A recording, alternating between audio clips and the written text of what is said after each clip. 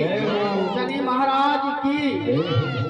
हमारे लिए आज बड़ी सौभाग्य की बात है कि आज शनि महाराज ने अपने चरणों में हमको बुलाया, क्योंकि ना तो हमारा सामर्थ्य है ना बिटिया का सामर्थ्य है कि शनि महाराज को कथा सुना सके, क्योंकि उनकी प्रेरणा हमारे महंत जी ब्रजेश महाराज जी को मिली। ब्रजेश महाराज जी से चर्चा हुई दीपक महाराज जी की, तो अगर भगवान ने यहाँ तक हमें खींचा है तो आदेश दिया दीपक महाराज जी को, इसलिए हम दीपक महाराज जी का बहुत बहुत बहुत धन्यवाद करते हैं। और सबसे अच्छी बात यह है कि हमें यहाँ हजारों परिवार मिल गए, क्योंकि एक बेटी का परिवार होता है माता पिता, लेकिन माता पिता जन्म देते हैं, केवल उनका नाम चलता है जन्म से कि हमने इनको जन्म दिया, ये हमारी बेटी है, ये हमारा बेटा है। लेकिन अगर हजारों परिवार लाखों परिवारों से अगर हम जुड़ गए तो वो परिवार हमारा है। आज बेटी का नाम केवल भगवान ने हमें पिता का दिया, लेकिन आज ये बेटी आप सबकी है। ये लाखों बेटियां हमारी आज है कि एक बेटियां हमारी है लाखों, क्योंकि एक बेटी कभी वो माँ बनती है, कभी बेटी बनती है, कभी भाई, कभी बहन बनती है, कभी बुआ बनती है, कभी मौसी बनती है, क्योंकि बेटी तो एक ही है, बेटी एक ही है। जैसे भगवान का रूप, भगवान का नाम तो एक ही है, लेकिन उनके रूप अलग अलग है। इसी प्रकार बेटी का रूप भी अलग अलग होता है, किसी की मौसी होती है, किसी की बहन होती है, किसी की ननद होती है, किसी की भाभी होती है, तो है तो ये। इसी प्रकार कि हम आप सबका बहुत बहुत धन्यवाद करते हैं कि आप लोगों ने व्यास जी से कथा सुनी, और कथा में जो संख्या आई है उससे आज हमारा सीना चौड़ा हो गया, क्योंकि वक्ता को जरूरत होती है श्रोता की, और श्रोता को जरूरत होती है वक्ता की। इसलिए हमारे महंत जी आदरणीय ब्रजेश महाराज जी को एवं हमारे दीपक महाराज जी को एवं समस्त श्रोतागणों को बहुत बहुत धन्यवाद कि कम से कम आपने समय निकाल के और श्रीमद् भागवत कथा श्रवण करी।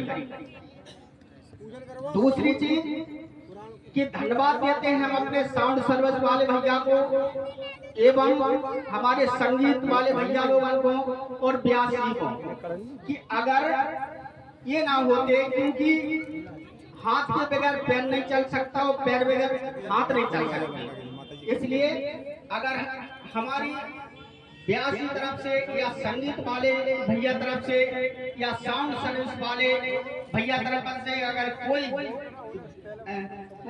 अब शब्द निकल गया हो तो हम क्षमा प्रार्थी हैं आपके सामने। इसलिए अगर यह बेटी हमारी है तो उतनी आपकी है, क्योंकि बेटी जब पैदा होती है तो अपनी किस्मत लाती है, तो बेटी संसार के परिवार में सम्मिलित हो जाती है, क्योंकि एक बेटी ऐसी है कि आप एक गाय की तरह रस्सी पकड़ा दो, किसी को संबंध कर दो, वो ये नहीं कहती उस घर में हमें संबंध नहीं करवाना है। और अगर बेटा से कह दो कि बेटा तुम्हारा संग, वो कहता है फोटो लाओ पहले, यही होता है कि फोटो लाओ। अरे तुम अपना चेहरा तो देखो शीशे में कि कितने काले हो, बहू कहते कि हमें परिचय थे, तो अपना चेहरा भी तो देखो शीशे में। तो बेटी एक ऐसी होती है कि जहां को चला दो वहीं चली जाएगी।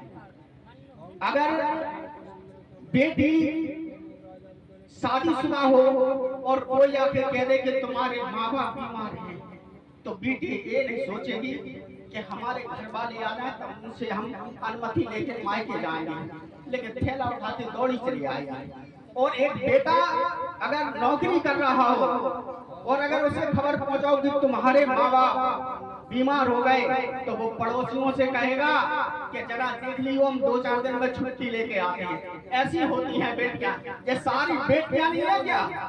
अरे आज शादीशुदा हो गई तो भी किसी भाई बहन की बेटियां हो, माँ बाप की बेटियां हो, बेटियों की तो शादी होना है, लेकिन जो बेटियों का प्रेम माँ बाप के प्रति है, परिवार के प्रति है, वो कम नहीं होगा कभी।